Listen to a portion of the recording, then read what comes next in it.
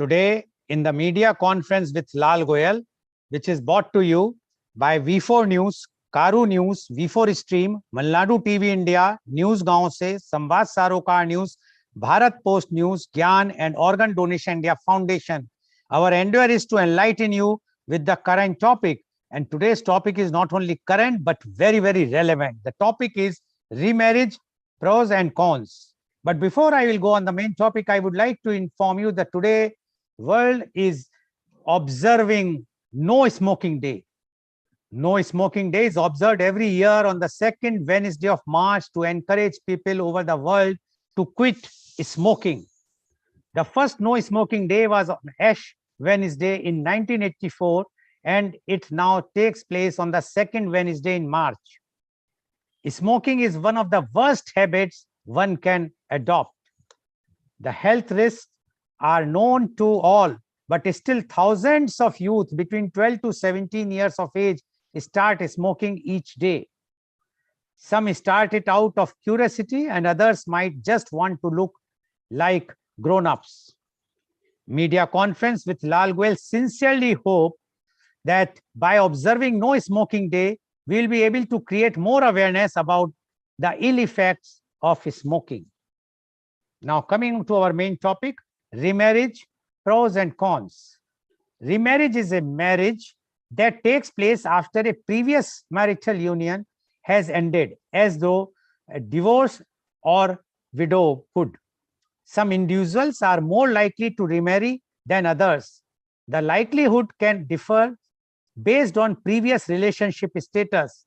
For example, divorced versus widowed. Level of interest in establishing a new romantic relationship, gender, culture, and age, among other factors. Those who choose not to remarry may prefer alternative arrangements like cohabitation or living apart together. Remarriage also provides mental and physical health benefits. However, although remarried individuals tend to have better health than individuals who do not repartner, they still generally have worse health than individuals who have remained continuously married. Remarriage is addressed differently in various religions and denominations of those religions. Someone who repeatedly remarries is referred to as a serial wedder. Mr. Vivek Pawar, CEO of secondshadi.com, reveals that, I quote, on a daily basis, around 300 people register on our website, and the number is on a steady rise. The reason being that today our society is opening up to accept a divorce with a lot more cases. It is rising above the inhibitions it had attached with second marriages until even a few years ago. Even parents of a lot of divorcees contact us to get their kids remarried, unquote. Seconding his position, Mr. Vibhas Mehta, business head of Shadi.com, says, I quote, there has been a considerable increase in the number of divorcees registering on our website, which stands close to 12% as of now. Also, the age of a divorcee has decreased considerably. Today, a lot more people in their late 20s and early 30s are getting divorced. Such individuals want to start life afresh and remarry, and this shows the new face of a changing Indian society. Now, to discuss this very, very important point about the remarriage, pros and cons or benefits or and the challenges or the harms of remarriage, we have a very elite, knowledgeable, those who are authority in this subject, panelists are with us. I would like to invite my first panelist guest, and he is Dr. Rajiv Anand. Dr. Rajiv Anand is senior psychiatrist and marriage counselor. Dr. Rajiv Anand passed his MBBS in 1976 and did MD in psychiatry in 1980 from King's George Medical College, Lucknow. He opted to serve his country when it was very common to settle abroad for a brighter future. He has been serving society with his base in Mumbai. He has clients all over India as well as in many other countries. He was honored with Lifetime Achievement Award by AMA. He has conducted more than 3,000 workshops for different groups and companies with audience size of 10 to 800. His television program on various channels have been widely appreciated for his forthright and practical approach. He is leading in the field of mental and emotional well-being for 41 years. He was president of IMA for 2 times. He was interviewed in several talk shows domestically and internationally. Welcome, Dr. Rajiv Anand on our show. Dr. Rajiv Anand, today's topic is remarriage, pros and cons. And you being a senior psychiatrist and marriage counselor, I think no one can give the better views about the pros and cons. There are many agencies who are engaged for remarriage or marriage, but give the benefits or demerits or the pros and cons of remarriage. I think you are the best person to give us the details. So remarriage, pros and cons, Dr. Rajiv Anand, please. Thank you, Mr. Lal, for the introduction. Welcome, Jinal, Dr. Jinal, Siddharth Devan, and Sonal Gada Shah. Am I right in the pronunciation of the name and the surname? Welcome. In fact, आज हम कोशिश करेंगे कि हिंदी में बात की जाए. और क्यों हिंदी में बात की जाए? क्योंकि बात हो रही है रिश्तों के बारे में. और जब रिश्तों की वर्ड आता है, शब्द आता है, तो रिश्तों का मतलब दिल के रिश्ते होते हैं. शायद ही हमने कभी सुना होगा कि दिमाग के रिश्ते होते हैं, क्योंकि अगर रिश्ता है तो दिलों का होता है, नहीं तो नहीं होता. और ये बड़े दुर्भाग्य की बात है कि आज जिस विषय पर हम लोग बातचीत करने जा रहे हैं, वो हम पिछले 1 साल से ज्यादा समय से हम उसके बारे में उसकी प्रतीक्षा कर रहे थे कि कब समय आएगा, कब इस विषय पर बातचीत होगी.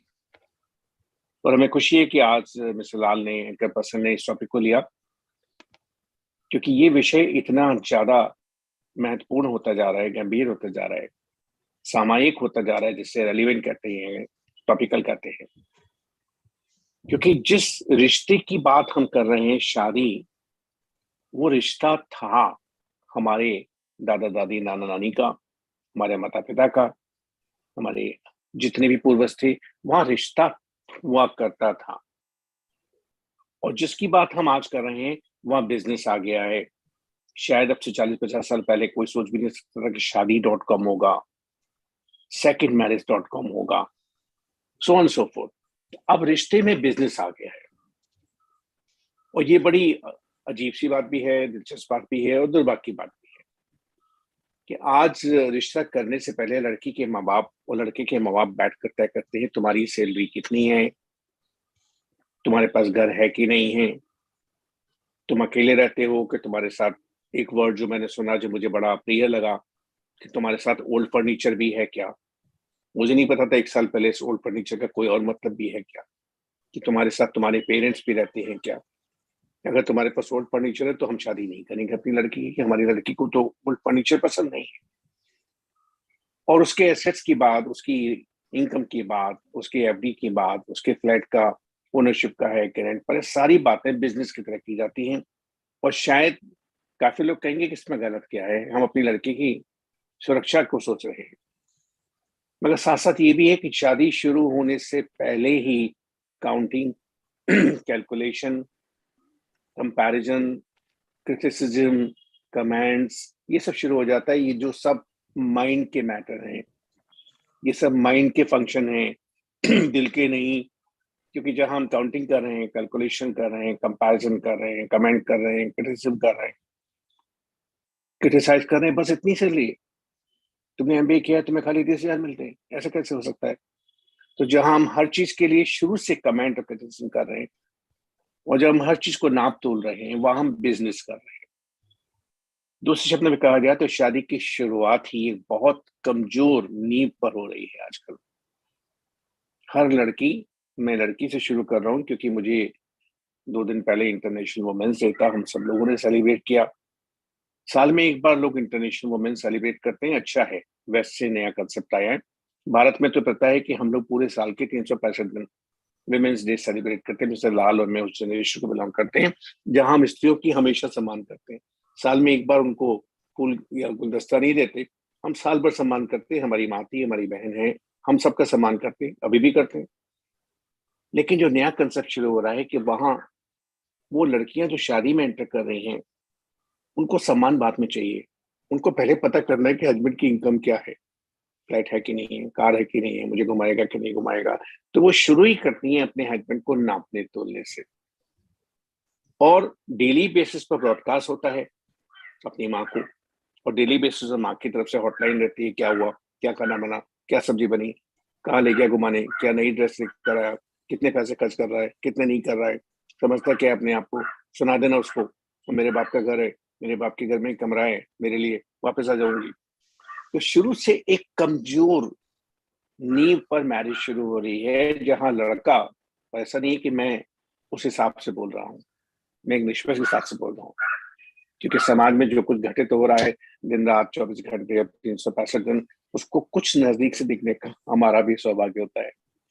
जहाँ लड़का हमेशा एक एग्जामिनी की तरह है कि वो परीक्षा दे रहा है, और उसके ऊपर परीक्षक बैठे हैं, एग्जामिनर बैठे हैं, सास हैं, ससुर हैं, उनकी बेटी है, जो दिन रात देख रहे हैं कि तुम मेहनत नहीं करते, तुम ऑफिस लेट क्यों जाते हो, तुम सुबह क्यों नहीं जल्दी उठ जाते, तुम एक्स्ट्रा वर्क क्यों नहीं लेते, ओवर टाइम क्यों नहीं कर लेते, ज्यादा कमाओ, ज्यादा कमाओ, जल्दी से अपना फ्लैट हो, जल्दी से अपनी कार हो, फ्लैट है तो बड़ा फ्लैट हो, एक 1 BHK 2 BHK हो, छोटी कार से बड़ी कार हो, हम फॉरेन घूमने जाएं।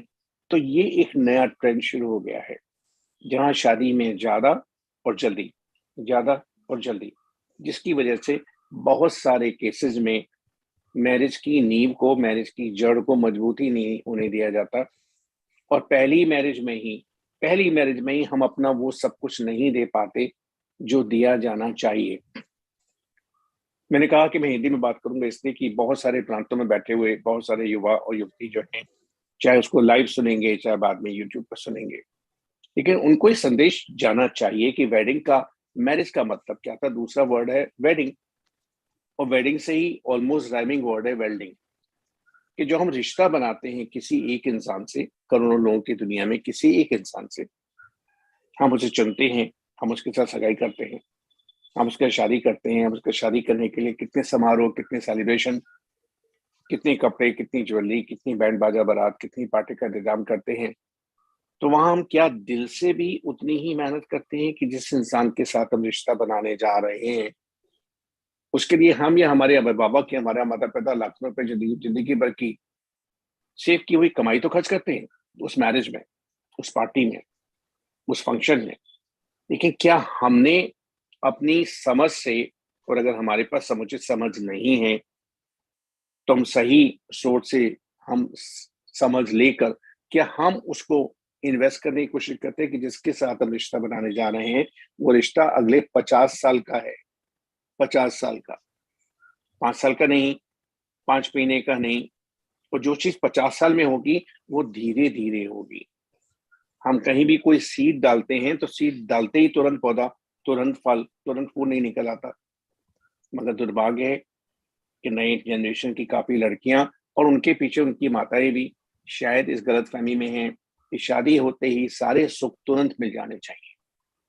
ये बात कहने की जरूरत मुझे पहले हाफ में इसलिए पड़ रही है कि शादियां टूट रही हैं बहुत चिंताजनक रूप से, बहुत अलार्मिंग ट्रेंड पर, जैसा मिस्टर लाल ने भी कहा। सेकेंड मैरिज .com के एग्जीक्यूटिव का जो कमेंट कहा, या शादी.com के लोगों को कहा, उनके बारे में बताया कि उनके ऑब्जर्वेशन क्या है, उनके पास डेटा है, लाइव डेटा है, शादियां टूट रही हैं। मेरा अपना एक ऑब्जर्वेशन है कि आज की डेट में कोई शादी, लव मैरिज हो, अरेंज मैरिज हो, 10 में से 7 मैरिजेस आराम से सुख से 5 साल पूरे नहीं कर पाते। 5 साल से पहले ही उनकी जिंदगी में अर्थक्वेक आने शुरू हो जाते हैं, क्योंकि हमारी एक्सपेक्टेशन बहुत बदल गई है। तो हम लोग शादी को 50 साल लंबा रिश्ता मानकर चलने के लिए तैयार नहीं है, एडजस्ट करने को तैयार नहीं है, सुनने को तैयार नहीं है, टॉलरेट करने को तैयार नहीं है, एक्सेप्ट करने को तैयार नहीं है, कोऑपरेट करने को तैयार नहीं है। हम शुरू से बैठे हैं, छोड़ देंगे, क्योंकि हमको दूसरी तरफ की पिक्चर जो दिखाई जाती है फिर कर लेंगे। जैसा आई एम श्योर कि मिसेस दाद जो काफी कॉर्पोरेट सेक्टर में काम कर चुके हैं, उनकी ऑब्जर्वेशन, उनकी learning, I would like to hear from him. So with general, all three of them are in representing the younger generation. कि एक नया कंसेप्ट दिमाग में बैठ गया लोगों के, टूट जाएगी तो क्या होगा। जैसा शुरू में हम लोगों ने सुना कि वो जो एक एक स्टिग्मा था, वो जो एक गलत माना जाता था, हम लोगों ने कभी बचपन में नहीं सुना था कि शादी चलती चलती टूट जाएगी। नहीं, सवाल ही नहीं था। किसी बेचारे की अनफॉर्चुनेटली किसी का डेथ हो जाए, कोई विडो हो जाए, कोई विडोर हो जाए तो बात अलग थी। बहुत अनफॉर्चुनेट सर्कमस्टांसेस में डाइवोर्स अगर होता था तो शायद काफी दिनों के बाद, तो शायद बहुत ज्यादा कुछ गड़बड़ होने के बाद पूरे शहर में किसी एक का डाइवोर्स होता था, और उस समय शादी दोबारा होने की संभावनाएं या उसको समाज स्वीकार कर लेगा वो बहुत कम होती थी। मगर आज ये बात सिर्फ हम लोग जो बड़े शहरों में रहते हैं उसकी बात नहीं कर रहे हैं। हर छोटे से छोटे शहर में अब एक नई मान्यता उभर कर आ रही है कि दूसरी शादी कर लेंगे। मैं कई बार इसको थोड़ा सा लाइट वे में कंपेयर करता हूँ कि जैसे लोगों की अफोर्डेबिलिटी कार खरीदने की बढ़ती जा रही है, और जैसे हमारे बहुत सारे आदरणीय बैंक हमको लोन देने के लिए रोज दिन में 10 बार घंटी बजाते हैं, और बहुत सारे लोग पहली कार लेने के बाद दूसरी कार भी लेने जाते हैं, दूसरी के बाद तीसरी लेने जाते हैं, वैसे सेकंड कार का मार्केट बढ़ता जा रहा है।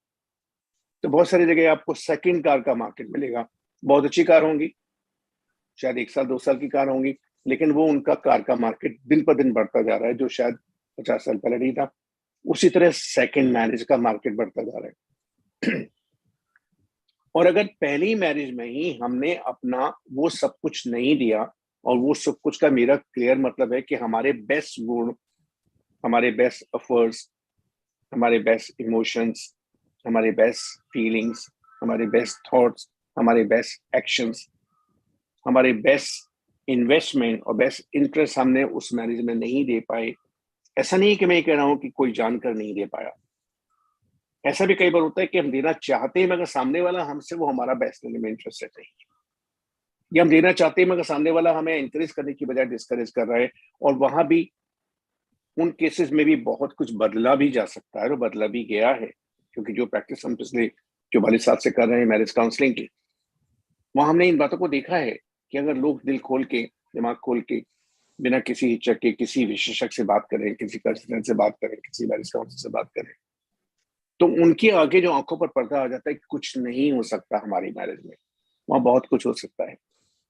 तो कई बार ये होता है कि जो बेस्ट एफर्ट्स हम देना चाहते हैं, best smile, best emotion, best support, best feeling, वो हम नहीं दे पाते, देना चाहकर भी नहीं दे पाते, क्योंकि सामने वाले को हमसे लेने का सहूर नहीं है या तहजीब नहीं है, या उसको पता नहीं है कैसे how to get the best out of each other. In fact one of the topic of the workshop we conducted, how to get the best out of each other, क्योंकि हमें पता नहीं है how to get the best out of each other. हम समझते हैं कि हम उसको डंडे के जोर पर कहेंगे कि मुझे पिक्चर लेके चलो, मुझे फॉरेन ट्रेवल लेके चलो, मुझे गिफ्ट लेकर दो। हम ये समझते हैं कि हमारे पास कंट्रोल है उसको नचाने का, खड़ा करने का, बैठने का, जो एक बहुत डिस्टर्बिंग ट्रेंड है।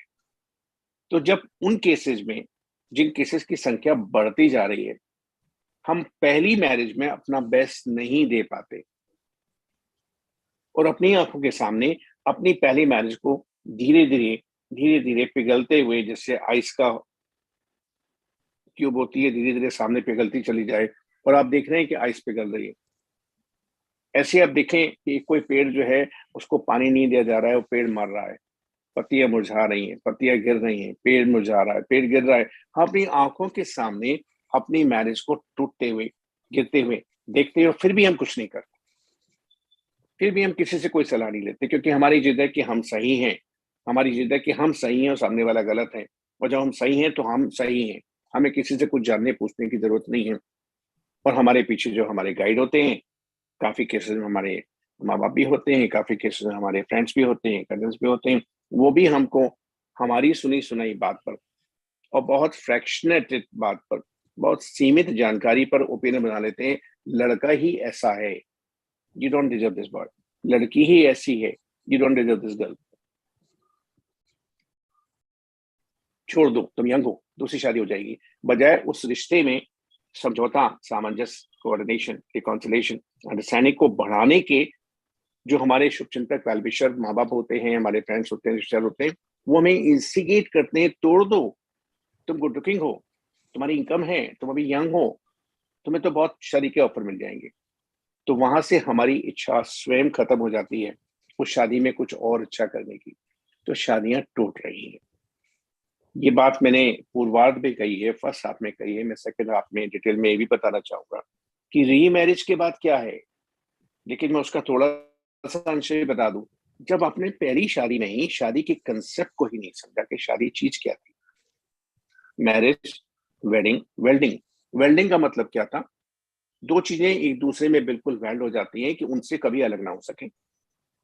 आप जब कोई वेल्डिंग का प्रोसेस आपने देखा हो तो दो रॉड आपस में वेल्ड हो जाती है। इतनी जितना भी फर्नीचर आप यूज करते हैं, बैठते हैं कहीं भी, उसमें वेल्डिंग प्रोसेस यूज होता है, वरना हम लोग आज जहां भी बैठे हैं जो कुछ कर रहे हैं नहीं कर पाते। तो शादी एक वो संबंध है जिसमें हम जिससे जुड़े हैं उससे हमेशा हमेशा के लिए वेल्ड हो गए हैं। हमारा अस्तित्व उसके अस्तित्व में, उसका अस्तित्व हमारे अस्तित्व में मिट गया है, मिल गया है, मिल गया है, मिट गया है इनफाइनाइटली, हमेशा हमेशा के लिए। अलग होने का सवाल ही नहीं, एक दूसरे में नुक्ताचीनी मीन में एक निकालने का सवाल ही नहीं, एक दूसरे की कमजोरियों को मैग्नीफाई करने का सवाल ही नहीं, एक दूसरे को उसके पूर्ण रूप में समझना है, एक्सेप्ट करना है, और फिर एक दूसरे के साथ जिंदगी को आगे अच्छे से अच्छा बनाने की कोशिश करनी है। मगर जो बात मैं कह रहा हूँ वो काफी लोगों को लगेगा कि मैं किताब पढ़ के कह रहा हूँ, मगर किताब बाहर होती है, मेरे पास अंदर बहुत सारी किताबें हैं अनुभवों की। ये बातें लगेगा ये तो आदर्शवादिता की बात हो रही है, ऐसा कहीं होता है क्या? क्योंकि लोगों को ये लगने लगा है कि अच्छी बातें की जाए तो वो आदर्शवाद है, वो प्रैक्टिकल नहीं है, तो कुछ और है। प्रैक्टिकल तो वाइफ हस्बैंड को गालियां सुनाती हैं, थप्पड़ मार देती हैं, चैलेंज भी करती हैं, कोर्ट में ले जाओ की धमकी भी देती हैं, माँ बाप को भी जेल करा दूंगी वो भी धमकी देती है। बहुत कुछ होता है जो हम और आप अच्छी तरह जानते हैं, सुनते हैं, पढ़ते हैं। और शायद जितना हम पढ़ते हैं, जानते, सुनते हैं, हकीकत में उससे ज्यादा होता है सोसाइटी में। सारी खबरें पेपर तक, सारी खबरें हमारे कानों तक नहीं पहुंच पाती। तो ये बात तो हमने अभी तक की है मैरिज के पहले की। मैरिज के बाद भी हम बात करेंगे, लेकिन हमारे जो बाकी तीन पैनलिस्ट हैं उनके पास काफी अनुभव का खजाना है, और वो तीनों यंग जनरेशन से हैं। हालांकि सब अपनी अपनी उम्र में मेच्योर हैं, यंग का मतलब है कि वो कोई 18 साल के नहीं है, मगर उन तीनों के पास 20-25 साल का एक्सपीरियंस है। तो हम पहले उनकी बात सुनेंगे, और फिर सेकेंड फेज में हम रीमैरिज के बाद उसके क्या प्रॉब्लम हो सकती हैं, या कैसे हम उन प्रॉब्लम को रोक सकते हैं ताकि सेकेंड मैरिज, सेकेंड के बाद थर्ड पर ना जाए। हम उसकी बात भी करेंगे सेकेंड राउंड में। Back to you Mister Lal. Thank you very much, Dr. Anand, for giving your views. And Dr. Anand, in the first half, as he mentioned, explained about why the marriages are not successful in India. I'm insisting of India because what he mentioned is basically based on Indian household conditions, and he mentioned that mainly the marriages are not successful because according to Dr. Anand, the maximum responsibilities are the parents, whether the girl's parents or the boy's parents, and they try to poison the mind from the very beginning about from the girl side the boys against the boy, and from boy side against the girl, and that's why this type of marriages are not being successful. He mentioned that marriage, or other word is wedding or the welding. He says it's like a wedding is like welding, or the marriage is like welding, where you have, once you have joined, it's a inseparable joint. You cannot separate that. But nowadays the trend has changed, and as I also read the report that how every day so many new, remarriage proposals have been registered on one side. So one can imagine how much marriages are being broken every day. So according to Dr. Anand, the reason is very clear, because our expectations are very high. And once the expectations are high from the girl side or the boy side, the problem starts. And earlier it was a relationship between husband and wife, between two families, but it's not relationship now, it's a business deal. How much you are earning, what's your bank balance, etc., etc. So according to Dr. Anand, until unless we will not change our mindset, the marriages are not going to be successful as it was earlier 50-60 years ago. And if it will not be successful, then definitely then a question comes about the remarriage. But he says in the second phase he is going to talk about the remarriage, and it should not happen, it is not going to be remarriage, it can be third or fourth marriage. So one has to be understand why it is happening in the first time in the marriage. Then if in case if it is a remarriage, then it should not be repeated again and again. Thank you very much, Dr. Anand, for giving your views. I can understand the pain and agony which you are facing as a counselor, because you are seeing the condition the society change, what you have seen or I have seen 50, 60 years ago, and now what we are seeing today. It is really, it's very painful for us to see, but this is the effect of the life. Thank you very much, Dr. Anand. Now I would like to invite my next panelist guest, and she is Dr. Zeenal U. Shah. Dr. Shah is the pediatrician and lactation consultant at Mumbai. She is passionate about babies and thrives to make journey of every mother a happy one. She helps mothers achieve their breastfeeding goals. Being a gold medalist and a university topper, all through, she believes in making a change and did create that when she became one of the first few lactation consultant in Mumbai and created a post for same in prestigious Hinduja Hospital. She is an international faculty for training paramedics, staff, and mothers. She has done numerous workshops with BPNI, Maharashtra, and UNICEF in interiors of India to promote, protect, and support breastfeeding. She has helped more than 5,000 mothers to achieve to do breast crawl and successful initiation within first hour of birth. She is pioneer in induced lactation and has helped more than 100 women feed who have delivered through surrogate and achieved milestones of successful breastfeeding. Welcome, Dr. Zeenal Shah on our show.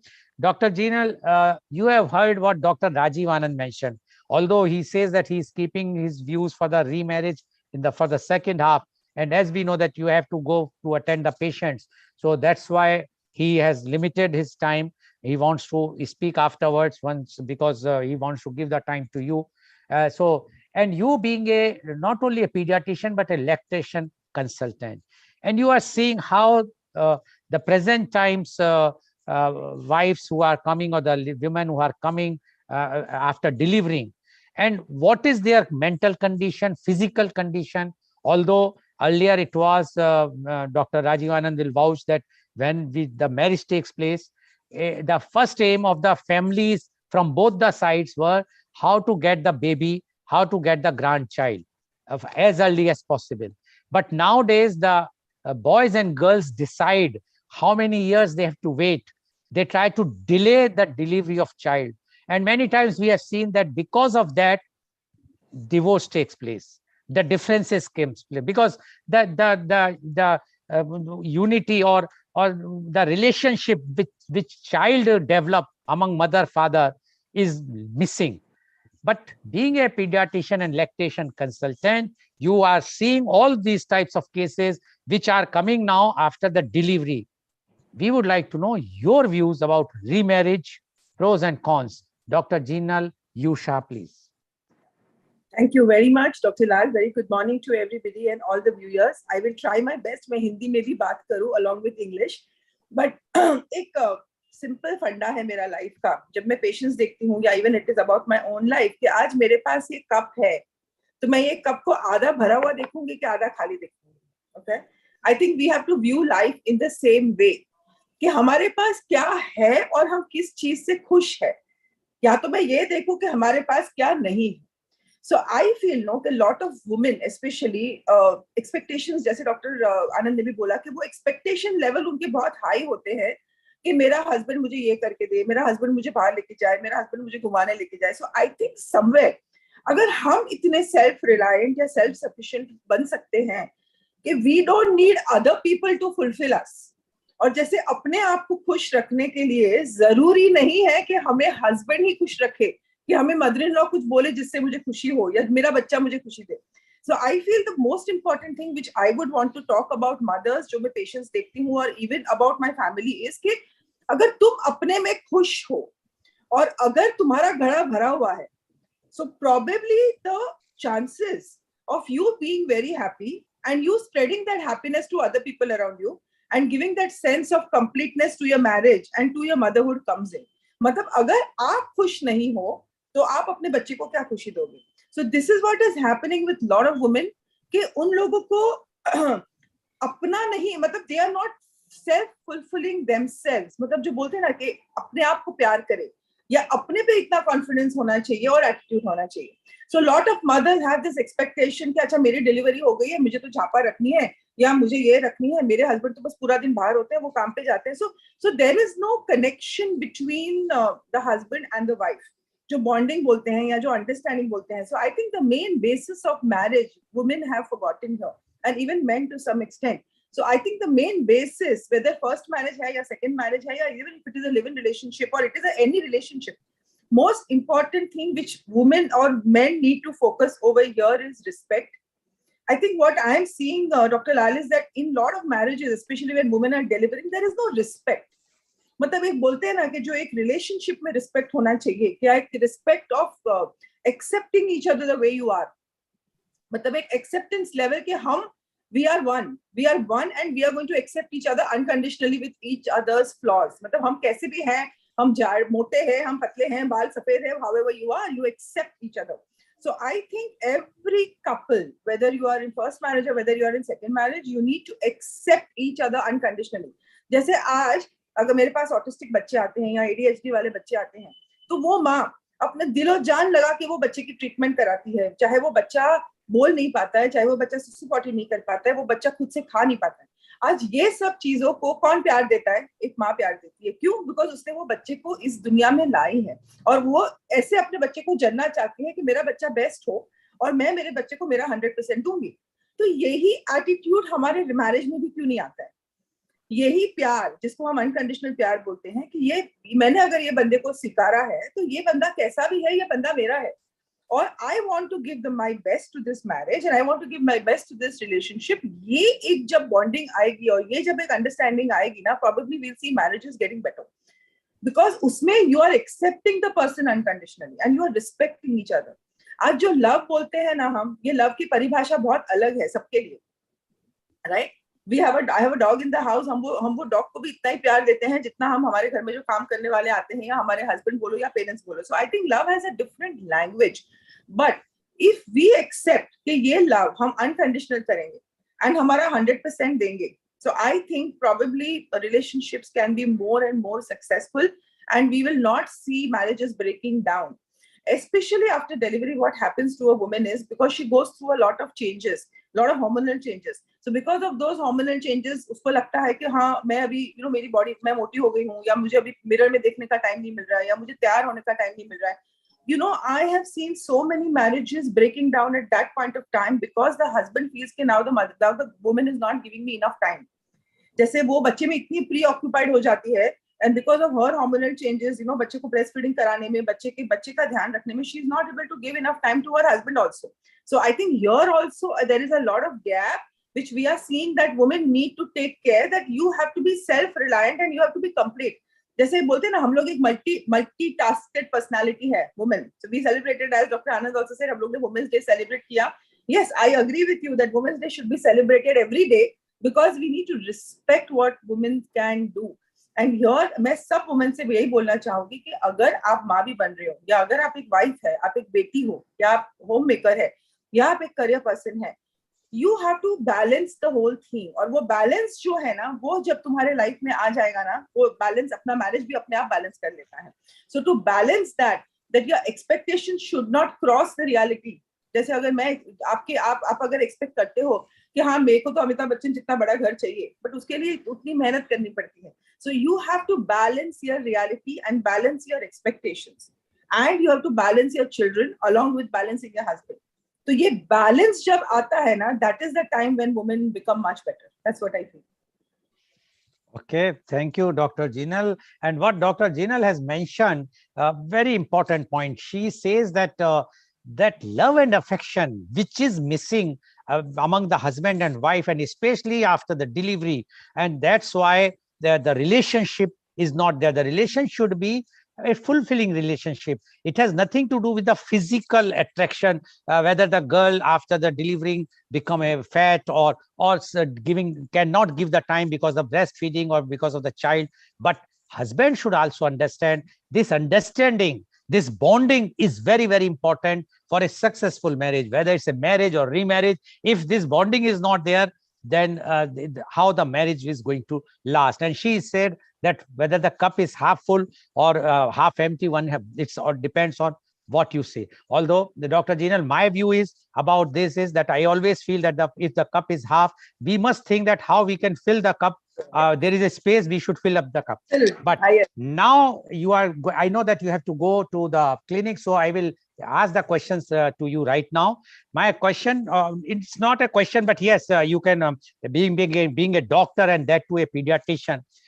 In UK, USA or developed countries, it is almost compulsory that the husband is always be at the time of delivery inside the operation theater or the labor room. And he witness the pains, he witness the happiness of the child delivery, all the through, and he's involved in the entire process, which is not there in India. Do you think this is one of the reason that the father of a child could not connect that much emotionally, which we have seen in other countries, how they are, the father, I'm talking father, although it's not like this, that they are not having divorce, they are also having lots of divorce, but at least they know how to take care, they know how the child in the night is crying, they have been trained, even the husband is trained in the hospital or the nursing homes for changing the nappies or all those things, which is lacking in India. And that's why the new generation, I'm talking of the new generation, as Dr. Rajiv very clearly said, that old generation, we never even thought of it. New generation, although they are following the Western culture in all aspects, but they are lacking emotionally attachment, which is there in other countries. And in case in India also have this type of system where the husband will know how the wife is undergoing the pains of the delivery, how the happiness when the child is delivered, that happiness, the pursuit to happiness, wife is feeling, husband should also feel, because he is witnessing the entire process. Do what you say about this? Because I asked this question yesterday in my International Women's Day, and earlier also to a doctor, and they says no, our custom is different and we should not adopt it. But I have seen that husband, as you rightly said, if the child is there, the husband feels that no, she is not taking care of me, she has become fat, she is not the wife has to take care of the child. Husband is not taking care. I am talking of the most cases in India. They are not taking care of the child. They are not changing the nappies and other things. So in that case, what you say about this? So, Dr. Lal, I practice in an urban setup in Mumbai where I go to Juhu, Khar. Probably I do come across more of elite class also. So I am seeing the trend is changing in educated community, where a lot of fathers, because their relationship with their wives are so good. So I'm talking of where the bonding, that the husbands insist that they want to be present in the operation theater. They will hold the woman's wife while she's delivering and while she's going through pain. They give a lot of skin to skin contact with the baby. They take paternal leave. So I think the trend in the last 5 to 7 years I am definitely seeing is changing. But yes, as you very correctly said, that this percentage is still very minor. We have still 80 to 90% of people who have not changed, where husbands don't even touch the babies. They are अपना काम कर रहे हैं, and mother वो माँ बिचारी पूरा दिन घर का भी काम कर रही है, बच्चे का भी दार कर रही है, दूध भी पिला रही है, So 90%, yes, we still have a huge struggle and huge change to come in.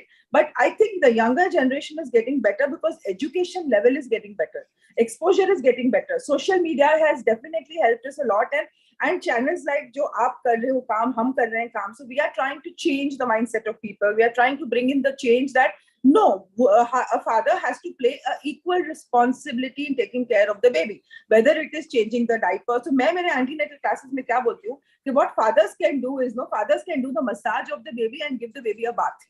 Because आज तुम मसाज वाली बाई को बाहर से बुलाओगे, and in COVID we all have realized that we don't want outside people coming into the house. तुम उसका पैसा दे रहे हो, उससे अच्छा let the father bond with the baby. So I think every father should decide that I want to bond with my baby. So remove 1 hour in a day जब तुम बच्चे को नहला रहे हो और बच्चे का मालिश कर रहे हो. आज जो प्यार से वो मालिश करेगा ना, वो बाहर की कोई लेडी आके नहीं करेगी. So I think that is a good way that fathers can bond, and he can definitely contribute to the fact that he can love the mother more. Because if the mother feels appreciated and if she feels loved, she will give more 200% to the relationship of her marriage and to her child. आज मुझे अगर प्यार ही नहीं मिल रहा है तो मैं सामने क्या दूंगी? So it's a give and take relationship. So I feel the bonding, the understanding decides how that whole journey goes through. So my request to all the mothers who have delivered and all the couples who are going to be new parents is that You have to see to it that the love and understanding is mutual, and आप अपनी responsibility share करो, rather than going into that fact कि मुझे झापा रखनी है, मुझे by रखनी है. नहीं, why? It's your baby. तुमको क्यों बाहर वाला कोई चाहिए तुम्हारा बच्चा संभालने के लिए? You divide the responsibilities with love and happiness, and everything will go on in a very, very right way. So, I think everything in life is about communication. Very important. मतलब antenatally before बच्चा आता है ना ये दुनिया में, I think it is important that आप communication करो कि कौन क्या करेगा, किसकी कितनी responsibility है, किसका रोल क्या है. तुम मम्मी के वहां रहोगी कि ससुराल जाओगी, ओके, तुमको किस चीज में कितनी हेल्प की जरूरत है, तुम्हारा काम तुम कैसे एडजस्ट करोगी, तुम्हारा कुकिंग कौन देखेगा. सो ये सब चीजें अगर हम पहले ही अगर वो फैमिली डिसाइड करता है तो फिर कॉन्फ्लिक्ट होने का तो इश्यू आता ही नहीं है. So I think communication is something which lacks, okay, when couples are becoming parents. So agar healthy relation chahiye, so I feel in any relationship, whether it is marriage, remarriage, or it is parenthood, or even if it is any two people, it is friends. What is important is that you communicate with each other, and communication should be open. ऐसे बोलते हैं कि मतलब जैसे कोई लोग क्या करते हैं, मुंह बिगाड़ते हैं, बैठ जाएंगे, ओके, ऐसे बात नहीं करेंगे. So don't go into that silence zone. आप कम्युनिकेट करो व्हाट यू फील. अगर आपको अच्छा लग रहा है, बुरा लग रहा है, कुछ भी लग रहा है, आप कम्युनिकेट करो. So I think if you communicate well, things don't go wrong in a relationship. And second, always set realistic goals. Don't set unrealistic goals. जैसे कोई माँ को तुम बोलो सडनली अभी डिलीवरी के बाद तुम 100 किलो की हो गई थी, अभी तुम 50 किलो की हो जाओ, वैसे तो होने नहीं वाला है. So you set realistic goals which are doable. तो अगर वो होंगे ना तो तुम्हारे एक्सपेक्टेशंस बहुत हाई लेवल सेट नहीं होते हैं, तो you can achieve it and you are happy about it. So this is the sincere thing. Okay, but now before you go, what are your views on advantages and disadvantages of remarriage, the pros and cons? Because we have spoken about the marriage and the, because after the child or the and the divorce or the widow, you have also seen some patients after the remarriage. What are their advantages and disadvantages? So to be very honest with you, Dr. Lal, I would like to share my personal experience because I have been remarried, and I think Dr. Anand is aware of it. So I have been married again 6.5 years back, and now I have two daughters. One is my biological daughter, one is my husband's. And I would love to say that I have an excellent, happy marriage.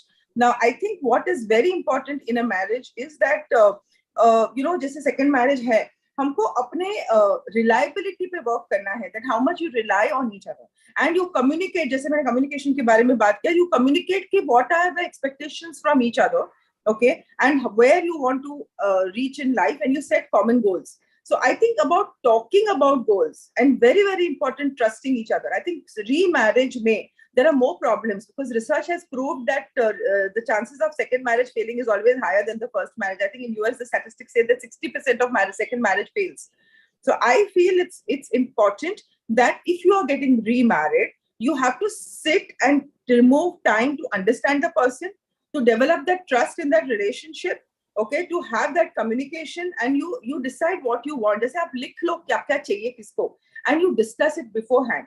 And I have feel that in most of the marriages, what I'm seeing with my patients, that finance and children, these are the two main issues because of which issues are more. So अगर ये दोनों चीज आप पहले से clarify कर लेते हो कि हाँ, these are the things with children or these are the things with our finances. जैसे I have one more patient who herself was very well settled and her husband was also very well settled, and both of them had children. So they decided to sign a prenuptial agreement कि अच्छा मेरा property मेरे बच्चे को जाएगा, तेरा property तेरे बच्चे को जाएगा. So then there is no reason of conflict. So I feel that personally, you clearing as to what you want, and you clearing with your partner that you want love from each other. And when you trust each other, then remarriages can be successful. And I really urge to all the people that आप अपने relationship को work करने के लिए, you have to work harder. It is not कि चलो बैठे बैठे किसी को कुछ मिलता है, right? It is an effort which goes in every day. जैसे हम एफर्ट अपने को बदलाव लाने में करते हैं, तो रिलेशनशिप को बदलाव लाने में भी करना चाहिए. So it is very important that you don't carry the baggage from your past marriage और the baggage from your past failures into your current marriage, and you give 100% of yourself into the marriage. And if you want to, if you feel some things are not working right, you sit and talk about it, create time and create your priorities right. That is how a marriage can be successful. Okay, thank you very much, Dr. Jinal, for giving your views. Thank you very much. I'm sure our viewers are quite enlightened about both the views about the after the marriage, first marriage or the second marriage, the delivery, what has to be done, for the husband and the wife. And secondly, about the remarriage, she has very well clarified that one has to choke out everything initially because of the experience what she or he got from the first marriage, and then only they should enter in the second marriage to make it successful. Otherwise, as per the data what Dr. Jinal has quoted, says chances of second marriage failure is more than the first marriage. Thank you very much, Dr. Jinal, for giving your views. Now I would like to invite my next panelist guest, and he is Mr. Siddharth Diwan. Mr. Siddharth Diwan is the vice president of one of the largest general insurance company in India as their head of data analytics insurance company. He is bachelor's in electronic engineering. He is having 18 years of work experience in the field of information technology. He lives in a nuclear family and believes in a strong family bonding. He also enjoys reading and believes in the philosophy that one should never stop learning. Welcome, Mr. Siddharth Diwan, on our show. Mr. Diwan, you have heard Dr. Rajiv Anand as well as Dr. Jinal. Both have given their views. We would like to know your views, because you are doing this, you are in an insurance company with your lots of information and also the advantages which you feel in the nuclear family. Although Dr. Rajiv Anand is mentioned about the joint family, the earlier families, about where all relations were together. So we would like to know your views on remarriage, pros and cons. Mr. Siddharth Diwan, please. Good morning, everyone. Good morning, sir. First of all, the insights, Dr. Anand se jo insights mile or Dr. Zinal se jo insights mile, the thoughts, what they shared, they are really amazing. They are actually eye-opening things, because both are doctors in their own, and they actually come across a lot of such real life instances faced. मतलब actually दोनों doctors का first hand experience है life में. They come across a lot of people who are going through either remarriage or a broken marriage, and the kind of insights they have shared is amazing. About me, yes, I have been in information technology, and I have been lucky enough to travel across the world. Because my previous company से मेरे को बाहर projects में जाने का मौका मिलता था, and I stayed in a lot of European countries. The current trend, Dr. Rajiv Anand ने जैसे बताया, आज एक trend है, और it's an alarming trend जहाँ marriages are breaking down very fast. Within first 5 years or first 7 years, बहुत सारी शादियां टूट रही है. In whatever I have seen across the world, this is not only in India. ये European countries में, North American countries में भी हो रहा है. इनफैक्ट मैं स्विट्जरलैंड में था और मैंने वहां पे किसी वहीं का लोकल कंसल्टेंट से जब मैं बात कर रहा था, he was my colleague there, he told me Switzerland में, अभी I don't know how far these numbers are true, he told me Switzerland में the rate of divorce is 50%. So 50%, I mean, that number was very high to me. I did not believe it. But if I look back and what I see today, the numbers are really very high. Why are these marriages broken? इसके बहुत सारे reasons हैं. इसका एक reason नहीं है. I think इसका आज ये generation जो हमारी generation है, हमारी generation में the tolerance level of people, the understanding level of people, the expectation level of people. And when I say people, I am obviously referring to husband and wife. आज एक marriage में the kind of understanding हमारे parents और हमारे grandparents या हमारे चाचा चाचियों में होते थे, वो level of understanding, वो level of tolerance, वो level of expectations नहीं थे उन जमाने में जितने आज हैं. आज लोग आज couples एक thumb rule के साथ आते हैं. This is my job, this is my partners job. Husband एक प्री लेवल नोशन लेके आता है कि भैया मैं एज अ हस्बैंड यही करूंगा, ये मेरी ड्यूटी है, और वाइफ के पास अपनी एक लिस्ट होती है कि these are the roles of wife in a marriage. दोनों एक प्री कंसीव नोशन के साथ मैरिज में आते हैं कि what a husband should be doing, what a marriage should be doing. I think it will not work.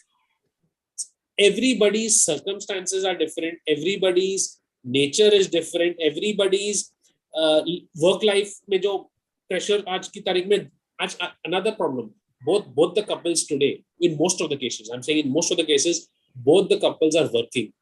as आज सब में होता है कि हस्बैंड भी जॉब कर रहा होता है, वाइफ भी जॉब कर रही होती है. अदर देन आपके घर का, आपके वर्क लाइफ में जो प्रेशर आप घर पे लेके आते हो, and it is not that आप लेके आना चाहते हो, वो एक आ जाता है. आजकल का वर्क एनवायरमेंट इतना डिमांडिंग है, इतना इतना कॉम्पिटिटिव है कि वर्क का प्रेशर आपकी फैमिली लाइफ में आना, आई थिंक इज, जितना आप बोल लो कि हम घर आएंगे हम स्विच ऑफ कर देंगे अपने काम की लाइफ को, वो पॉसिबल नहीं है आज in most of the cases. If you are working for a, in fact आपका खुद का बिजनेस हो या आप कॉर्पोरेट लाइफ में आप कॉर्पोरेट के लिए काम कर रहे हो, आपका वर्क लाइफ इतना डिमांडिंग है और इतना चैलेंजिंग है कि वो प्रेशर आप घर पे लेके ही आते हो। तो प्रॉब्लम इज दोनों अपना अपना वर्क प्रेशर भी घर पे लेके आ रहे हैं एंड स्ट्रेस घर पे लेके आ रहे हैं। जिस द प्रॉब्लम इज, अगर हस्बैंड लेके आ रहा है वो, then wife should actually take a part where she needs to take a back seat and handle or help the husband handle that pressure. Similarly, husband also should be equally supportive and understanding कि अगर wife अपने personal अपने office के life में कोई problems लेके घर पे आ रही है, कोई स्ट्रेस है ऑफिस में, कोई प्रॉब्लम है, कलीग्स के साथ कोई प्रॉब्लम हुई है या टारगेट्स नहीं मीट कर पा रही है, अगर वो अपने problems घर पे लेके आ रही है, the husband also needs to be equally supportive. What he expects his wife to be supportive. So both of them actually need to support each other when the stress of your work life comes into your life. And I think अगर आप rule book लेके चलोगे कि ये मेरा job है, ये मेरा जॉब है, that will never work. I'll give you an example. मेरे ऑफिस में एक couple, husband works in my office. They had a full-time wife, full-time nanny to take care of the child. Generally आप देखोगे तो it is taken for granted कि भैया अगर बच्चे को संभालना है तो वाइफ ही संभालेगी या औरत ही संभालेगी. I think there is no rule. In our case, जब तक husband and wife could not solve the problem of the nanny or who will take care of the child, जब हम दोनों को ऑफिस आना है, my office colleague gets his daughter to the office every day. वो उसने arrangement किया हुआ, अपने बॉसेस से बात किया हुआ है, and his daughter is taken care of in the office for a good 8-9 hours ये जब तक ऑफिस में. So I think that kind of an understanding level कि अगर क्राइसिस आ जाता है कि हमारी मेड नहीं है, बच्चे को कौन संभालेगा, everybody is not fortunate enough कि ग्रैंड पेरेंट्स होते हैं उनको सपोर्ट करने के लिए, या फैमिली एक न्यूक्लियर फैमिली में है कि कोई बच्चे को सपोर्ट हेल्प कर लेगा या संभाल लेगा when husband and wife are above. So if the crisis come, there should never be any rule book या कोई थंब रूल कि भैया वाइफ ही संभालेगी या वाइफ की प्रॉब्लम है बच्चे को संभालने की, मैं तो ऑफिस जा रहा हूँ. दोनों में से जो ले सकता है, जो कर सकता है वो कर ले. So what I'm trying to say is understanding, and ये ऐसी इतनी स्ट्रांग होनी चाहिए कि कोई प्रॉब्लम आ जाए या डे टू डे लाइफ में कोई क्राइसिस आ जाए, both have an equal responsibility to take care of it. आज वो नहीं है. आज I think the expectation level of the partners is very very high कि as I think doctor Jinal mention की वाइफ की एक्सपेक्टेशन फ्रॉम हस्बैंड और husband की एक्सपेक्टेशन फ्रॉम वाइफ वो इतनी ज्यादा है. जितनी आप एक्सपेक्टेशंस कम रखो, अंडरस्टैंडिंग बढ़ाओ, टॉलरेंस लेवल अपना बढ़ाओ, that is the key to marriage. And external factors, as I think Dr. Anand said, external factors, आपके फ्रेंड्स आपको क्या बोलते हैं कि आपको क्या करना चाहिए, आपके मदर इन लॉ या आपका फादर इन लॉ या आपकी मदर या आपके फादर आपको बताते हैं कि आपको क्या करना चाहिए, वो अगर हस्बैंड एंड वाइफ जितना इस चीज को अपने मैरिड लाइफ से बाहर रख ले, I think that is the key. Because if you read, these are the most important factors which actually, आप हस्बैंड एंड वाइफ की अंडरस्टैंडिंग लेवल अच्छी भी होगी, दे आर बॉन्डिंग अच्छी भी होगी, बट ये जो एक्सटर्नल लोग जो फीड करते हैं ना आपके दिमाग में, दैट एक्चुअली अच्छों का दिमाग उससे खराब हो जाता है, एंड इट एक्चुअली अच्छे खासे फैमिली को वो खराब कर सकता है.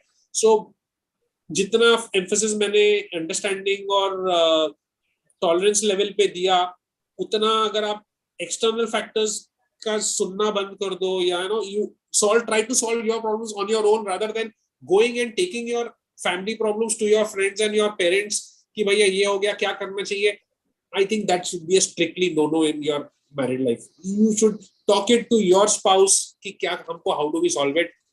If दो एग्री करते हैं then दोनों साथ में जाएं किसी से बात करने के लिए. ये नहीं कि वाइफ अलग जा रही है, हस्बैंड अलग जा रहा है, वो अलग कुछ सुन के आएगा, बिकॉज इन्फ्लुएंस करने वाले बहुत होते हैं and they really don't know the ground reality. And भड़काने वाले, this is not the right word, but आपके कान भरने वाले लोग भी बहुत होते हैं. उसको आप जितना अपने लाइफ से बाहर रखो उतना बेटर है. Another reason what I feel, आज जो लोग जो सेपरेशन जो ज्यादा हो रहे हैं ना, लोगों में फाइनेंशियल इंडिपेंडेंस, दोनों में इतनी फाइनेंशियल इंडिपेंडेंस ज्यादा हो गई है ना कि they don't think too much. पहले वो नहीं था. तो पहले I think एक generation पहले when people were going through a rough patch या problems आती थी, उनके पास उतनी options नहीं थे to move out. आज के जमाने में वो options हैं. Parents are welcoming to take their children back. That is a problematic area. Financial independence भी दोनों partners में आ जाती है, तो I can manage on my own. I don't need him or I don't need her. That issue was also started coming in, जो पहले नहीं होता था. Third thing, लोगों को लग गया है कि आज की तारीख में एक टैबू नहीं है, तो मैं अगर सेपरेट हो भी जाता हूँ या मेरा डिवोर्स हो भी जाता है, इट्स नॉट अ टैबू. ये बहुत बार हो रहा है, ये सबके साथ हो रहा है, तो मेरे साथ भी हो गया तो क्या प्रॉब्लम है? I can live happily. So ये आज ये जो ट्रेंड है ना, आई थिंक जो लोग social media also actually plays a wrong influence on people, because people come to know कि भैया लोग सर्वाइव कर रहे हैं, लोग सर्वाइव कर सकते हैं, people are happy. So even if you are separating and you are actually going through something else, आप बाहर सोशल मीडिया में कुछ और ही दिखाते हो. This is how I am very happy, I am leading a fantastic life. So people get that impression कि भैया he's divorced, he's separated. मैं उसको देख के I'm thinking यार ये तो he's very happy, so I will also be happy. So I think social media को भी you should know how to utilize your social media to your advantages and disadvantages. So many factors I feel are in today's world responsible for this alarming or rate in which our separation जो हो रहे हैं, इसके reasons बहुत सारे हैं, and I think people should be aware of what is good for you, what is not, whom you should consult, whom you should not. Those are the things. Okay, thank you, Mr. Siddharth Diwan, for giving your views. And basically, Mr. Diwan has mentioned why the separations are taking place, why the divorce is taking place, the tolerance. He says the first is the tolerance and expectations, and the external factors like listening from friends or parents-in-laws. All those factors, if we keep separately and discuss mutually, the husband and wife, then these types of mishap or divorce will not take place. That is one of the reason, according to Mr. Siddharth, is the reason. Now my question, because Mr. Siddharth has also left for a meeting. Mr. Siddharth, don't you think the main reason is the upbringing? Whether the boy or the girl, if the upbringing of a child is perfect, if the child has seen the parents, the grandparents of the family, how they behave with each other, if the same upbringing was given to the boy and similar type of upbringing, if you recall, I'm sure you will not, but Dr. Rajiv Anand knows that initially at our time or before our time, they used to see the 7 generations of a family before the marriage. Those who are not shadi.com, but at that time, this pundits and those fellows, because they just see, is there anyone has gone out, has done something wrong, or all those things. So don't you think the upbringing is very important? Because today, as you are talking about nuclear family, today what you are doing, and your child is always a very, very keen observer.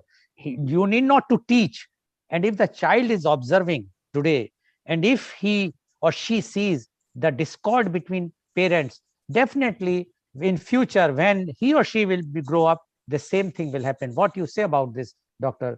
Siddharth Diwan? Upbringing definitely plays a very, very important role. I would say it plays a major role in your life, and it's not only in your married life, in how you adapt to any situation, how do you deal with any situation, whether it's work, whether it is office, whether it's friends, whether it's your आपको event पे हो, how you actually react to situations, how you behave, how you talk, how you respect each other. Those qualities definitely come handy when you've got a very good upbringing, because obviously जो आपने देखा है अपने बचपन से वही आप you think that this is the right way, because आपके parents ने वो किया है, and that is how you do it. But marriage में I think upbringing से ज़्यादा ना extra, there are many other factors. At least I feel so that upbringing definitely will take you to a certain level, or it will help you to a certain level in your marriage for your marriage to succeed. But there are other things also which they don't have a direct connection with your upbringing. As I said, आपके friends आपको क्या बोलते हैं, या आप अपने how are you and suppose आप अपना ऑफिस का, जैसा I told you, stress घर पे लेके आ रहे हो and you are not able to behave in the way because of the stress, you are not yourself, you are actually behaving in a certain manner, and if your spouse doesn't accept you on that day and doesn't help you on that day, I think उसका मेरे को लगता है direct कोई connection है नहीं upbringing से. Okay. So, the external factors like upbringing, आप देख रहे हो, like example जो मैंने social media में दिया, people are separating and they are showing that I am very happy, वो इन्फ्लुएंस कर देता है आपको, तो उसका भी डायरेक्टली मेरे को लगता नहीं कोई अपब्रिंगिंग से कोई. आई अंडरस्टैंड, बट अगर अपब्रिंगिंग आपकी अच्छी है तो वो इन्फ्लुएंस भी पेरेंट्स सिखाते हैं कि बाहर वालों के बातों में कम आओ, अपनी सोचो, और वो वैल्यूज देते हैं, जो वैल्यूज जो पहले आती थी वो वैल्यूज आज लैक हो रही हैं. और one of the reason is nuclear family, but I know that your time limitation is there for you have to leave, so thank you very much. Definitely we will have a next time when we will keep some program on nuclear family. Definitely we would like to take you and discuss the advantage and disadvantage of the nuclear family. Thank you very much, Mr. Siddharth Diwan, for giving your views. And now I would like to invite my next panelist guest, and she is Miss Sonal D. Gada. Miss Sonal is a yoga teacher at Mumbai. Sonal ji, आपने हमारे earlier panelist doctor Rajiv Anand, doctor Jinal and mister Siddharth Diwan को सुना. आप के विचार हम जानना चाहेंगे कि आपके क्या विचार हैं रीमैरिज के फायदे और नुकसान के बारे में, प्रोज एंड कॉन्स के बारे में. मिस सोनल गाडा प्लीज. पहले तो आई thank God I got good life partner. और रीमैरिज के बारे में बोलना चाहूंगी कि बेनिफिट है अगर अपन एक दूसरे को समझ सकते हैं, एक दूसरे के साथ अच्छा टाइम एक्सपेक्ट कर सकते हैं, एक दूसरे के साथ बैठ के बातें कर सकते हैं, एक दूसरे के साथ बैठ के एक कप चाय पी सकते हैं, क्योंकि अकेलापन बहुत कठिन है और अगले की आगे की लाइफ निकालनी भी बहुत कठिन है. एक कोई लाइफ पार्टनर तो चाहिए ही अपन को. मैं अकेली थी, मैं अकेली थी. मैंने मेरी ग्रैंडमदर और मेरे फादर की सेवा की. बाद में मेरे पेरेंट्स को, मतलब फादर और ग्रैंडमदर को बहुत टेंशन हुआ कि अकेली कैसे रहेगी हमारे बाद, इसने तो हमारी बहुत सेवा की है. तो फिर गॉड ने देखा तो हमारा एक कजिन है, उसके फ्रेंड थ्रू पहचान हुई हस्बैंड की, और फिर साथ में मिले, बात की, एक दूसरे को पहचाना. पहले तो मैं भी बहुत डर रही थी कि रीमैरिज, मेरे भी रीमैरिज है, कि मुझे रीमैरिज तो करने ही नहीं है, कुछ भी हो मैं अकेली रहूंगी, जिंदगी निकाल लूंगी.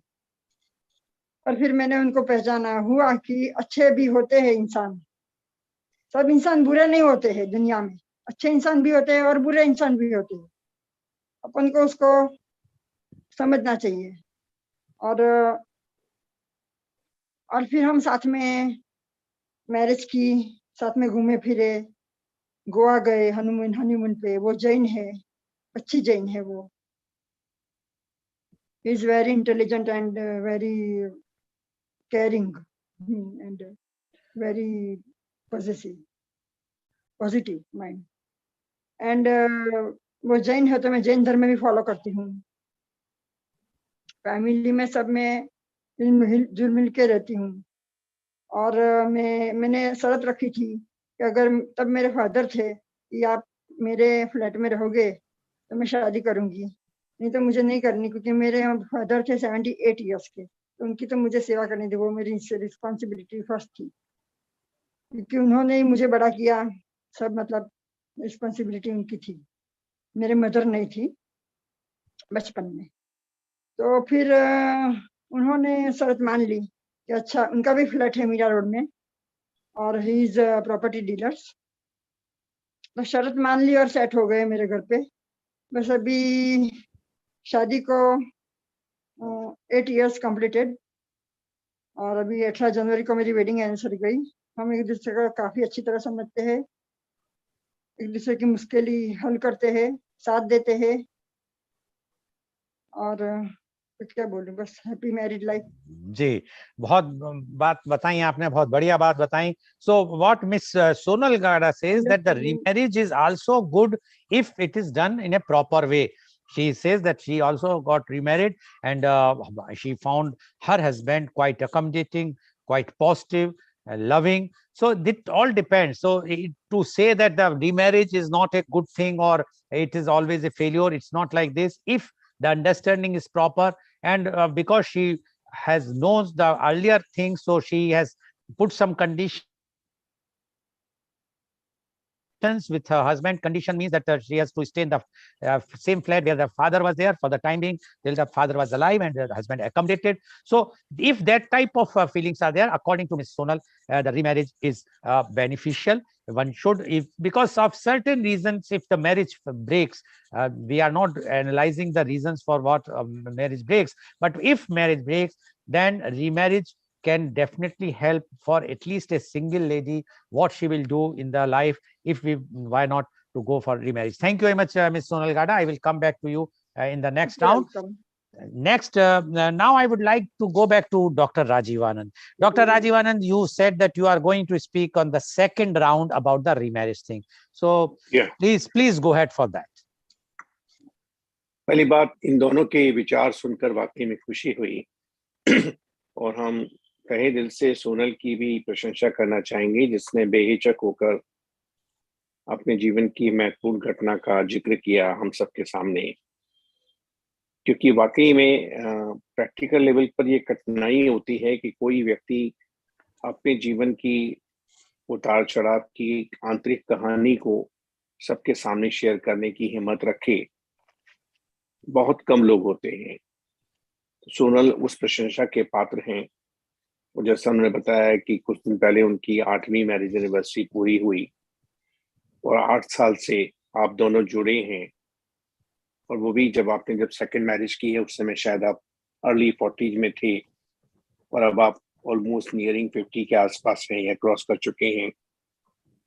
और उम्र के इस दौर में आपने अपने अनुभवों को, अपनी समझ को, अपनी सीख को सही दिशा में इन्वेस्ट किया कि आपके जीवन साथी, बावजूद इसके कि जैसा कि बहुत सारे लोग धर्म के आधार पर विभिन्नता को ज्यादा महत्व देते हैं कि हम ये हैं, तुम जैन हो, हम वैष्णव हैं, सो ऑन सो फोर्थ, मगर आपने अपनी दोनों की पहचान को मिलाकर एक परिवार बनाया और 8 साल से जुड़े हुए हैं। इससे बड़ा रोल मॉडल क्या हो सकता है कि रीमैरिज में भी लोग सुख से रह सकते हैं अगर उन्हीं सिद्धांतों को यूज करें जो री वर्ड में री हटा दिया जाए, जो मैरिज के किसी भी रिश्ते के, किसी भी प्राइमरी रिश्ते के, किसी भी रिश्ते की बहुत बेसिक जरूरतें होती हैं। ठीक वैसे ही जैसे सोनल की तरह डॉक्टर जिनल ने भी बताया कि उनकी भी रीमैरिज है, और वो भी प्रशंसा की और धन्यवाद के पात्र हैं कि उन्होंने भी अपनी व्यक्तिगत लाइफ के कुछ हिस्से बांटे कि वो बहुत खुश हैं रीमैरिज करके 8 साल से।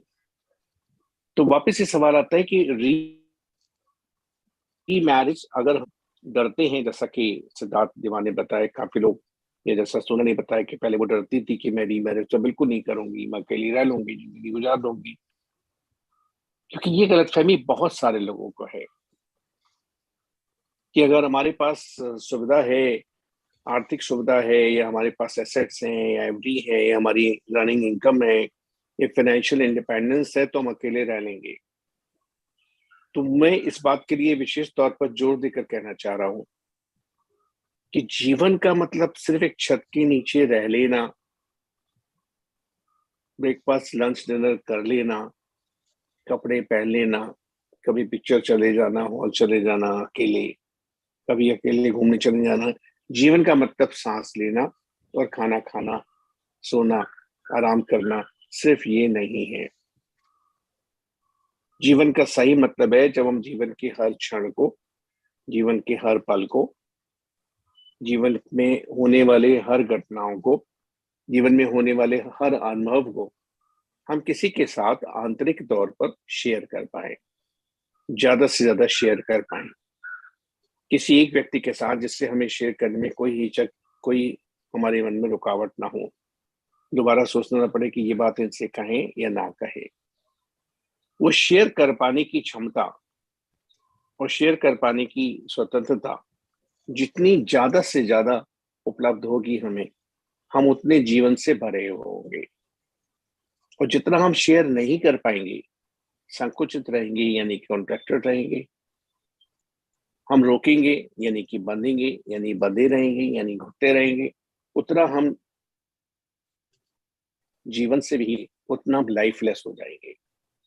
तो जो बहुत सारी लड़कियों को, चाहे वो 20s में है चाहे वो 30s में है, एक बड़ी गलतफहमी है कि अगर हम एक्स अमाउंट ऑफ मनी कमाते हैं अपनी सैलरी से, या एक्स अमाउंट ऑफ मनी हमारे फादर ने हमको बैंक में दिया हुआ है, या हमारे मदर फादर हमको संभाल लेंगे, उन सब के लिए एक बहुत छोटा सा लेकिन बहुत महत्वपूर्ण मीनिंगफुल संदेश ये है कि आप जी तो लेंगे, सांस भी ले लेंगे, खाना भी खा लेंगे, टीवी भी देख लेंगे, सो भी लेंगे, कपड़े भी पहन लेंगे, लेकिन आप लाइफलेस होंगे, क्योंकि आप अपने जीवन की हर घटना को, हर अनुभव को, हर उतार चढ़ाव को, हर दुख सुख को किसी के साथ जब तक शेयर नहीं कर पाएंगे।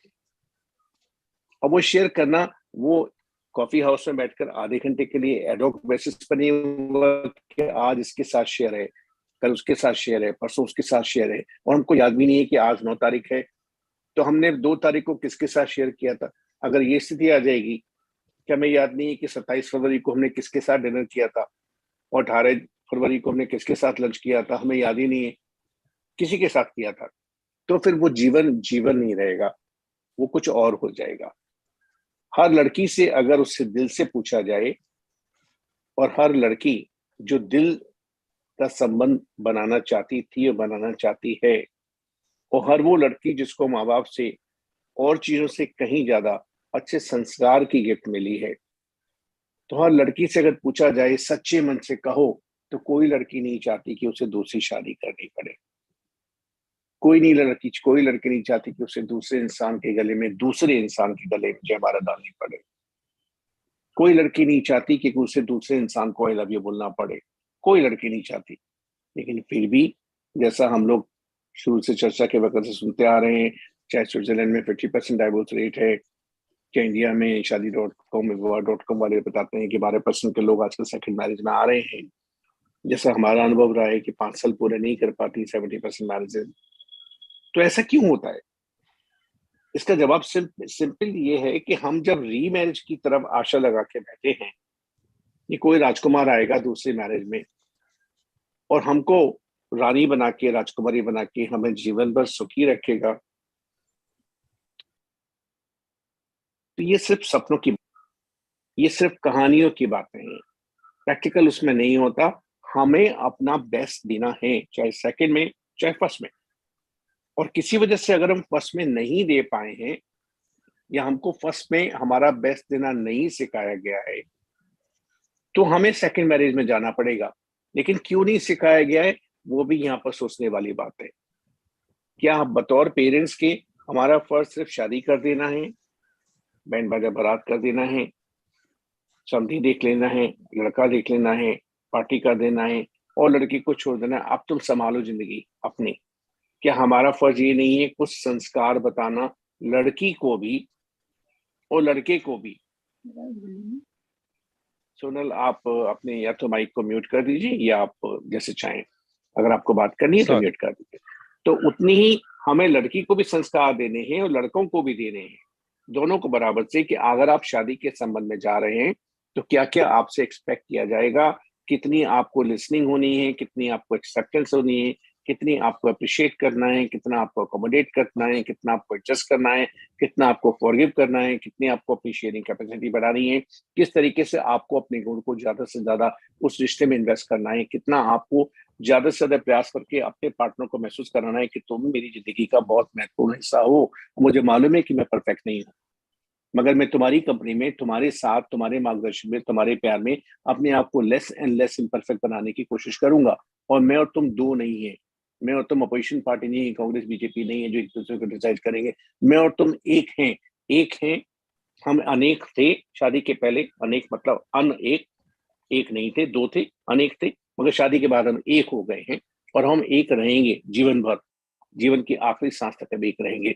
वो कमिटमेंट, वो वायदा, वो अंदर से मन से उस बात का संकल्प, वो लड़कों को भी लड़कियों को हर दिन बताने का जरूरत है कि वो हर तरीके से बताएं कि I care for you and I love you, and I would continue caring for you, continue loving you whole of my life till my last breath, irrespective of you may have this and you may have that.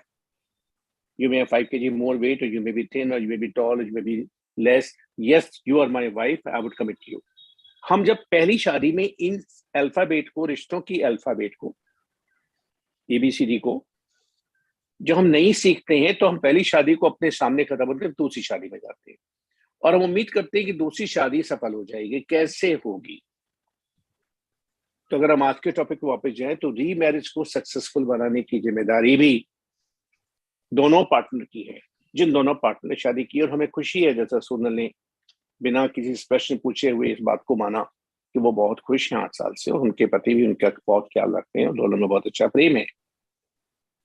तो दूसरी शादी को सफल बनेगी या असफल होगी, उसकी पूरी जिम्मेदारी दोनों पार्टनर की है। हम ये कह दें कि हमारी किस्मत खराब थी कि हमें दूसरा भी ऐसा ही मिला। हम ऐसे लोगों को भी जानते हैं जिन्होंने 4 मैरिज की हैं, चारों मैरिज टूटी हैं। चलिए मान लीजिए कि चारों मैरिजेज में उनको किस्मत खराब थी, उनको चारों मैरिज पार्टनर सही नहीं मिले, लेकिन चारों मैरिजेज में कॉमन क्या था? कॉमन वो खुद थे। अगर उन्होंने अपने रोल को सही निभाया होता तो शायद चौथी नहीं करनी पड़ती, तीसरी नहीं करनी पड़ती, दूसरी नहीं करनी पड़ती, पहली में ही उनको संतुष्टि मिलती। तो सेकंड मैरिज एक विकल्प जरूर तैयार हो रहा है पूरी दुनिया में, और उसके प्रति अब उतनी स्टिग्मा की या उतनी अवहेलना की या उतनी अजीब आलोचना की उतनी जगह नहीं है जितना 40-50 साल पहले होती थी। मगर वो विकल्प सिर्फ उन परिस्थितियों में है जहां कोई दुर्घटना हुई हो। वो विकल्प इसलिए नहीं है कि हम अपना घर छोड़ के हम पड़ोसी के घर में जाके रहने लगे। हमारे पड़ोसी का घर सपोर्ट के लिए जब हमारे घर में कोई बहुत बड़ी दुर्घटना हुई हो। हमारे माँ बाप का घर उस समय है जब हमारे घर में बहुत बड़ी दुर्घटना हुई है, हम 2 दिन 4 दिन 6 दिन 8 दिन जाके रह सकते हैं। मगर हमारे माँ बाप का घर एक विकल्प नहीं है कि अपना घर छोड़ के उनके घर ही जाके रहेंगे 6 महीने साल भर। बहुत सारी लड़कियां हस्बैंड से झगड़ा करके 3-3 महीने 6-6 महीने जाके माओ के पास रहती हैं। बहुत सारी लड़कियां अपना फ्लैट छोड़कर दूसरे फ्लैट में जाके रहती हैं, रेंट पर ले लेती हैं। बहुत सारी लड़कियां अपने हस्बैंड को अपने घर से बाहर निकाल देती हैं कि तुम कहीं और जाके रहो, मैं इस घर में रहूंगी। हस्बैंड रेंट पर कहीं रहते हैं। तो ये सब भ्रांति, ये सब गलतफहमी, ये सब गलत बातें, ये सब गलत सोच कहाँ से आ रही है, उन बातों का जिक्र करना यहाँ इस फोरम पर बहुत जरूरी है। कि कहीं ऐसा तो नहीं है कि हमारा दिमाग हमारे रिश्तों को ड्राइव कर रहा है, हमारा दिमाग जो हमारे रिश्तों को डोमिनेट करना चाहता है, हमारा दिमाग जो परफेक्ट ड्राइवर नहीं है, क्योंकि रिश्तों का ड्राइवर तो हमारा दिल था। अगर आपने कोई बात मुझसे कही मुझे अच्छी नहीं लगी, लेकिन अगर आप मेरे अपने तो मैं उसको इग्नोर करूंगा, मैं उसको ध्यान नहीं दूंगा, मैं उसको तुरंत जवाब नहीं दूंगा, मैं तुरंत झगड़ा नहीं करूंगा। मैं समय दूंगा कि आपको धीरे धीरे समय के साथ पता चले कि वो मुझे बात अच्छी नहीं लगी है। और अगर आप दोबारा भी अगर वही गलती करेंगे तो शायद मैं कुछ समय के बाद आपको याद दिलाऊंगा कि देखो वो बात नहीं थी। लेकिन जिस समय आप कह रहे हैं, मैं उस समय ही अपने पूरे आक्रोश के साथ आक्रामक रूप से आपके ऊपर अटैक करूंगा और आपके खानदान को और आपके माँ बाप को गालियां देना शुरू करूंगा और आपको महसूस कराऊंगा कि तुम मेरे लायक ही नहीं हो। तो वहां हम रिश्तों को सही तरीके से उसका पोषण नहीं कर रहे हैं, उसको नरिश नहीं कर रहे हैं। तो कई बार लोग दूसरी शादी कर लेते हैं बिना पूरी तैयारी किए हुए, और दूसरी शादी को भी उसी तरह टूटने देते हैं जितनी पहली शादी में। तो सवाल रीमैरिज में रिस्क और बेनिफिट का डायरेक्ट नहीं है, हम क्या लेकर जाते हैं किसी रिश्ते में, हमें उस अनुपात में उस रिश्ते में वापस मिलेगा। हम क्या देते हैं दूसरे इंसान को? सम्मान देते हैं, अपनापन देते हैं, स्नेह देते हैं, लगाव देते हैं, केयर देते हैं, उस प्रपोर्शन में मिलेगा। एक बात जो शायद उतनी स्पष्टता से नहीं समझी जाती, हम लोग हमेशा ही कहते हैं कि हमें प्यार मिले, हमें प्यार मिले, हमें सम्मान मिले, हमको लगाव मिले, हमको अटैचमेंट मिले, हमें सिक्योरिटी मिले, जरूर मिले, और अच्छा है मिले, और अच्छा है ज्यादा से ज्यादा मिले, हर लड़की को मिले, लड़के को मिले। लेकिन हमें जब मिलेगा जो हम ज्यादा से ज्यादा देंगे। एक छोटे सा उदाहरण सब लोगों ने सुना है और फिर से सब लोग उस बात को अपने मन में उसको रिवाइव कर लेंगे। कोई बैंक हमको उतना इंटरेस्ट देगा जितना हमने उसमें डिपॉजिट कराया है। अगर हमने 10,000 रुपए डिपॉजिट कराया है तो बैंक साल पीछे हम ज्यादा से ज्यादा 500 रुपए का साल भर के पीछे यानी 500 रुपए को 12 में अगर डिवाइड कर देंगे तो हमको 40-42 रुपए का इंटरेस्ट मिलेगा महीने का। मगर हम तो चाहते हैं कि हमको 40-42 हजार रुपए महीने का इंटरेस्ट चाहिए, और हम बैंक से जाके झगड़ा करेंगे तो बैंक क्या बोलेगा, हम आपको 40-42 हजार रुपए का इंटरेस्ट दे सकते हैं, लेकिन उस अनुपात में आपको उतना ही डिपॉजिट यहाँ रखना पड़ेगा। आपको 40-50 रुपए का इंटरेस्ट चाहिए, यानी आपको 5 लाख रुपए साल का इंटरेस्ट चाहिए, तो आपको 1 करोड़ रुपया बैंक में जमा कराना पड़ेगा। बैंक बोलेगा मैं आपका भाई नहीं, मैं आपका फादर नहीं, भले ही आप मेरे बेटे हैं, भले ही आप मेरे भाई हैं, मगर जो लॉ है, जो कानून है, जो भारत सरकार का है, या जो विश्व के जो भी पावर उनका है, हम कितना देंगे उस अनुपात में हमें मिलेगा।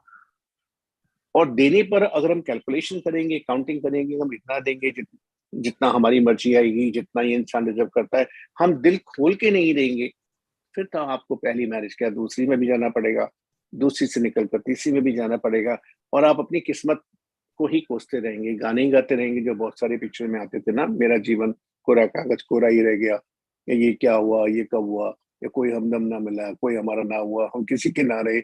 आप दुख भरे गाने गाते रह जाएंगे, और आपको कोई सच्चा साथी आपकी आंख खोलने को, आपको जगाने को नहीं आएगा कि कहाँ आप गलत जा रहे हैं। मैं बिल्कुल अपनी लाइन की, अपने प्रोफेशन की कोई बात नहीं कर रहा हूं, लेकिन ये जरूर कहना चाह रहा हूं, विवाह जैसे संबंध में जल्दी से जल्दी, ज्यादा से ज्यादा सही जानकारी, सही ज्ञान प्राप्त करने की कोशिश करिए।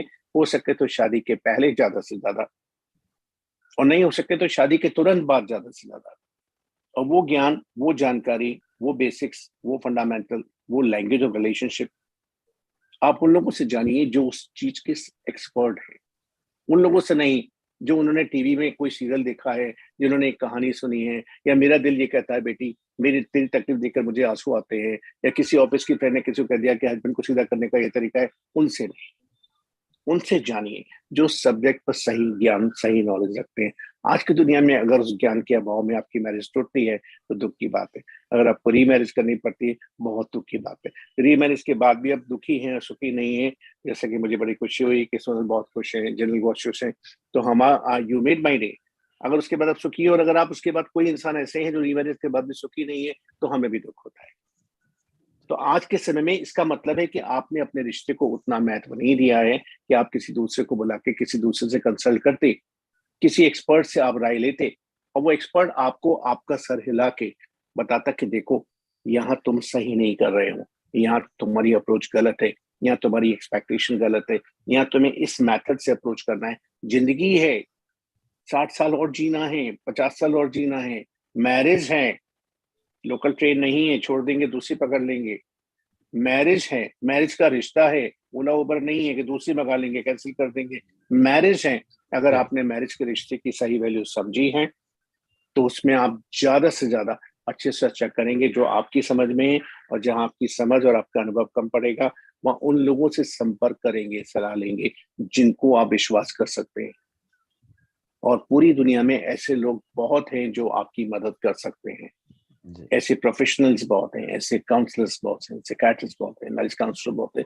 क्यों अपनी 50 साल की जिंदगी को दांव पर लगाते हैं? क्यों दूसरी, तीसरी, चौथी मैरिज में जाते हैं? क्यों डाइवोर्स तक जाते हैं? Back to you sir. Thank you doctor Rajiv Anand for giving the details. अब मेरा आखिरी प्रश्न है सोनल जी से, अनम्यूट कर लीजिए प्लीज अपने को। सोनल जी अनम्यूट कर लीजिए। मेरा प्रश्न आपसे ये है कि आपने पहली मैरिज जिस वजह से भी खत्म हुई है और अब दूसरी मैरिज में आए, जो डॉक्टर आनंद ने कहा कि वो जो कारण होते हैं, कई बार होते हैं, अगर हमने उन कारणों को नहीं सुधारा तो दूसरी मैरिज भी अप्रिय होती है। तो क्या आपने पर्सनल, जब आप बात बताइए, आपने जो भी कारण रहे, किसी की वजह से भी रहे, आपको लगता है कि जो लोग दूसरी मैरिज में जा रहे हैं उनको अपने को पक्का करना चाहिए, अपने उन कारणों को दूर करना चाहिए, अपने को इस तरह बनाना चाहिए कि वो दूसरी मैरिज में पहली वाली जो कमियां थी या गलतियां थी वो ना दोहराएं, जिससे दूसरी मैरिज सक्सेसफुल हो, जैसे आपकी हो रही है? हाँ जी, कारणों को दूर करना चाहिए और दूसरी मैरिज सक्सेसफुल हो इसके लिए कोशिश करनी चाहिए अपने को। कुछ भी हो अपने साथ नहीं छोड़ना चाहिए, कुछ भी हो साथ में ही रहना चाहिए। जी, शादी की है तो निभानी चाहिए। जी, बहुत बहुत धन्यवाद सोनल जी आपका। So viewers, you have seen today, when we talk about the remarriage, first we have to understand why the first marriage could not succeed. If we will not understand those reasons, then whether we go for remarriage then the pros and cons means that you are going to have the same or more problems in the remarriage. And as Dr. Anand said, that you may go land up for third or the fourth marriage or fifth marriage. So remarriage is not a bad option, but it's not a first option, it's a last option. First you have to see whether your first marriage is how you can make it successful. Many things we have already discussed in many of our earlier programs, and today also so many new suggestions have come.